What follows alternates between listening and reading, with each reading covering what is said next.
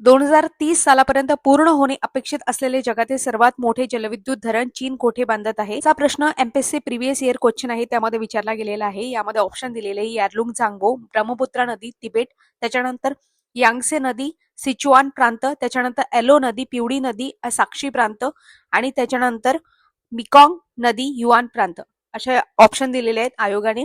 हा प्रश्न विचारलाय combine group बी exam झाली होती त्यामध्ये 2025च्या प्रिलिम्स मध्ये. तर या प्रश्नाचं योग्य उत्तर आहे यारलुंग झांगबो, ब्रह्मपुत्रा नदी, तिबेट.